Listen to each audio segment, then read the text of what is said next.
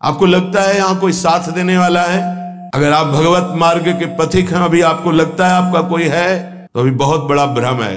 पूरा का पूरा परिवार जा रहा है, 1 मिनट में रोड में नष्ट हो गया। काल है, किस समय कहां कैसे, 1 सेकंड का पता नहीं है। कैसे चैन से नींद आ जाती है तुम्हें। ये जो दुर्वासना के नाश की कृपा है, ये आपकी दिनचर्या है, यही सैकड़ों दुर्वासनाओं को भस्म कर देगी।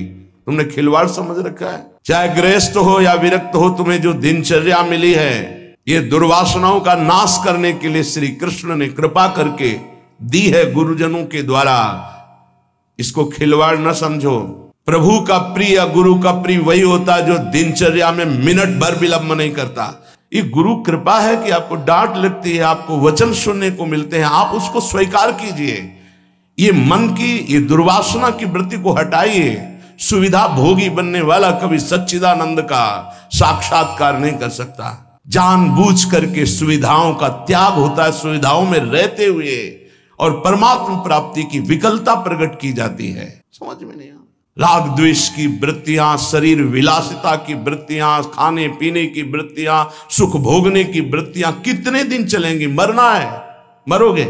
इस शरीर नाशवान, आज नहीं तो कल मरोगे। प्रार्थना मान लीजिए। तपलोक और महालोक, जनलोक में सब सिद्ध जन निवास कर रहे हैं, जो सृष्टि में प्रकट होते हैं और सृष्टि के बाद लय होते हैं। उनको एक बात का दुख पाया गया संतों को, कि इस महान मानव देह में आकर के भी तुम भगवत प्राप्ति से वंचित हो। तुम्हें नींद कैसी ऐसी आ जाती है कि तुम्हारा भजन, तुम्हारी दिनचर्या, तुम्हारा साधन पथ रुक रहा है और तुम्हें चैन से सोना आ रहा है। तुम उपासक हो। ये जीवन हमारा प्रभु के लिए अगर नहीं समझ पा रहे हो तो आखिरी बात समझ लो, कोई समझाने वाला तुम्हें नहीं है, कोई समझाने वाला नहीं। सिर्फ तुम्हें बर्बाद करने वाला मिल सकता है, समझा कर उठाने वाला हरि या हरि का पार्षद मिल सकता है, और नहीं मिल सकता। तुमसे मित्रता करके तुम्हारी वासनाओं को बढ़ाकर तुम्हारे चित्त को विक्षेप में भर देना, ये संसार के हर व्यक्ति वस्तु स्थान का प्रभाव है। तुम्हार सेवक असुरारी 2 ही केवल बचा सकते हैं, भगवान और भगवान के भक्त। उनकी हर चेष्टा तुम्हारे चित्त को भगवदाकार बनाने के लिए है। कृष्ण कृपा का सीधा फल है साधु संग। हरिराम व्यास जी, गोस्वामी तुलसीदास जी, बड़े बड़े महापुरुष कहते हैं कोई फर्क नहीं। कैसे मनुष्य शरीर को तुमने प्राप्त करके नाश करने की ठान ली है कि हम जो मन आएगा सो करेंगे। यहां बैठने मात्र से भगवत प्राप्ति है। क्यों? यहां खास बात, श्रीधाम वृंदावन यमुना का पावन पुलिन, और कोई मिनट ऐसा नहीं जहां यहां भगवत चर्चा ना हो रही हो, भगवत गुणगान ना हो रहा हो, भगवत नाम कीर्तन ना हो रहा हो। नाम कीर्तन चलता है, वाणी कीर्तन चलता है, गुण कीर्तन चलता है। दूसरी बात, हमारी दृष्टि रहती है, हमारी प्रियजू की दृष्टि रहती है कि ये जन विराजमान है। एक दिनचर्या है, एक समय है। माकृष्य शर्वतीदम शुभलेन कृष्ण, हे कृष्ण मेरी इन दुर्वासनाओं को नष्ट कर दो। फिर प्रार्थना करता हूं सब उपासक उपासिकाओं से, गृहस्थ विरक्तों से, यदि आप हमारी श्री जी से जुड़े हैं तो आज्ञा पर ध्यान दीजिए। अगर आज्ञा पर ध्यान नहीं देते तो माया तुम पर ध्यान रख देगी, और उसके ध्यान रखने का मतलब है बैठे बैठे जलोगे, जैसे अंगार पर जला जाता है ऐसे जलोगे। दुर्वासना तुम्हें जला देगी, तुम्हें पता नहीं है। जब अपनी जीवनी शक्ति प्रभु की तरफ लगती है तो हरि गुरु को शीतलता प्राप्त होती है, वो प्रसन्न होते हैं। जब अपनापन करके तुम्हारी जीवनी शक्ति व्यर्थ नष्ट होती है, तब जलन होती है उस अपनेपन के कारण कि तुम समझ नहीं पा रहे हो। ये आज का अभ्यास तुम्हारे लिए कल काल बन जाएगा। गलत अभ्यास तुम्हारे लिए कल ये प्रमाद बन जाएगा। प्रमाद ही मृत्यु है, शास्त्रों में वर्णन है। जो अप्रमादी है, प्रमाद रहित है, वही भगवत तत्व को, जो भगवत तत्व को प्राप्त कर लेता वही निर्विकार स्थिति में परमानंद में डूबता है। माना हम लड़खड़ा रहे हैं लेकिन चल रहे हैं अपने रास्ते पे, रास्ता ही नहीं। उपासक को इस बात पर सदैव सावधान रहना पड़ेगा। अगर हम अपनी इच्छाओं का मर्दन नहीं कर सके, अपने गुरु की आज्ञा पर नहीं चल सके, अपने शास्त्र आज्ञा पर नहीं चल सके, तो मुझे लगता है कि आगे चल करके आपका जीवन बड़ा संकटपूर्ण रहेगा। संकटपूर्ण, ये विकार आपको रौंद देंगे। इसीलिए विचलित होते हैं कि आप लोग इतने बलवान बने कि आक्रमण कब हो जाए, कहां किस वासना का, आप उससे लड़ना जाने। आपके अंदर युक्तियां होनी चाहिए। आप हमारे भगवत पार्षद हैं, श्री जी के जन हैं, आपके अंदर युक्ति होनी चाहिए।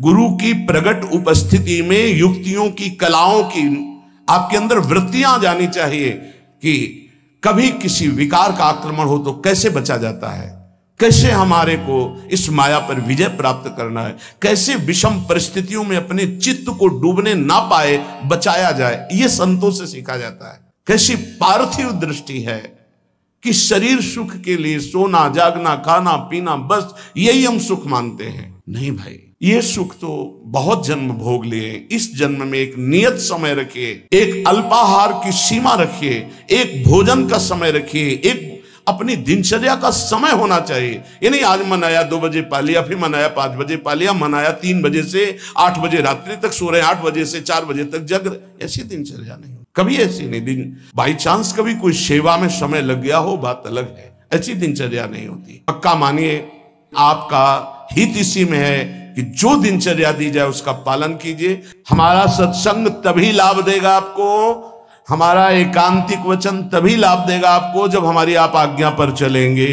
जैसी दिनचर्या बना दी है, ये दिनचर्या जानते हो, बड़े बड़े सिद्ध महापुरुष इसी से हुए, दिनचर्या से। 1 मिनट का अंतराय कभी जीवन में नहीं पड़ने दिया अपनी दिनचर्या। वही परिपक्व अवस्था। 12 वर्ष एक दिनचर्या कर लीजिए, आप देखिए आपका क्या स्वभाव बनता है। यहाँ 20-20 वर्ष, 25-25 वर्ष व्यतीत हो जा रहे हैं, कोई दिव्यता नहीं आ रही। कारण क्या है? खो रहे हैं, जीवन को खो रहे हैं। बिल्कुल, कई बार हम चिल्ला चिल्ला कर कहते हैं कि आप समझिए, ये जो दिनचर्या है ये भगवान का स्वरूप है। जो गुरु प्रदत्त दिनचर्या है वही तुम्हें ब्रह्मबोध कराएगी, वही भगवत प्रेम कराएगी। नहीं, ये वासना बहुत बलवान है। पता नहीं चलता कि हम निर्वासनिक हो गए कि वासना युक्त है। एक योगी जी आए थे महान, वो अभी गए हैं तप के लिए, वो जहां बर्फ के भगवान का स्वरूप, हाँ अमरनाथ शायद ऐसे हो गए। वो बोल रहे थे कि ये क्या है कि इतनी साधना पर भी वासना, क्या ये प्रारब्ध है? प्रारब्ध से वासना भोग उपस्थित कर सकती, क्रिया नहीं। क्रिया उपासक स्वयं छूट दे करके करता है। कोई भी भोग सामग्री प्रारब्ध से, विश्व की भोग सामग्री आ सकती है पूर्व प्रारब्ध से, लेकिन उसका संयोग आपके अविवेक और विवेक के ऊपर टिका हुआ है। अविवेकी हो तो संयोग करोगे, विवेकी हो तो बचा लो। नहीं तो प्रारब्ध भोगते भोगते पशुता आ जाएगी, दैवी संपत्ति नहीं आएगी। प्रारब्ध का आना हो सकता है, लेकिन प्रारब्ध हमको उस भोग में लिप्त कर दे, ये अज्ञान हो सकता है। ये प्रारब्ध नहीं है कि आप मनमानी आचरण करते रहे, आप मनमानी। कितना दुलार किया जाएगा, कब तक दुलार किया जाएगा? भगवान इतना दुलार करके मानव देह दिए, कहते भगवान कहाँ है? कैसी विचित्र भगवान की माया है। गोस्वामी श्री तुलसीदास जी महाराज कहते हैं, तू तो पछितई है मन में जी हाथ। अभी समय है, समय है। सबसे बड़ा पछतावा क्या? भगवान का साक्षात्कार नहीं हुआ और शरीर छूट रहा है। ऐसे साक्षात्कार होगा? केवल भगवदाकार वृत्ति से भगवत साक्षात्कार होता है, उसी के लिए सारा प्रयास है। सबसे बड़ा डर क्या? प्रभु का नाम न छूट जाए। सबसे बड़ा, जिसने इस बात को समझ लिया वो जीत गया। सबसे बड़ा पछतावा क्या? बिना प्रभु से मिले जा रहे हैं, यहां से मृत्यु लेख से बिना भगवत साक्षात्कार किए जा रहे, बड़ा पछतावा। सबसे बड़ी भयंकर डरावनी बात है कि प्रभु को भूल गए। का हनुमंत विपत्ति प्रभु सोई। ये 2 बातें कभी जीवन में चिंतन किया इनका? 1 सेकंड के लिए भगवत विस्मरण भी बर्दाश्त नहीं। सबसे बड़ी हानि, सबसे बड़ी विपत्ति, सबसे बड़ा भय भगवत विस्मरण हो जाना। और बड़ा पछतावा कि जा रहे हैं लेकिन प्रभु से आंख नहीं मिला पाए, जीवन व्यर्थ चला गया। सबसे बड़ा मन पछितई है अवसर बीते। दुर्लभ देह पाए हरिपद भज, करम वचन अरु जीते। ए सुत बनितादि जान स्वार्थ रत, ना करुणे सबीते। अंत ही तो ही तजेंगे पामर, तू न तजय बहीते।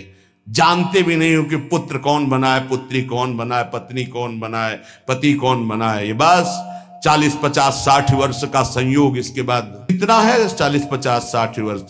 ब्रह्मलोक में एक सुई लेकर कमल के दल को छेद दो, यहां 1 वर्ष हो गया। अगर 60 बार वहां से छेद दिया तो पूरा जीवन चला गया। कितना समय है। ऐसे ब्रह्मा भी जिससे भयभीत रहते हो, काल चक्र भगवान का है। ऐसे भगवान की प्राप्ति नहीं की तो भटकते रहोगे अनंत योनियों में।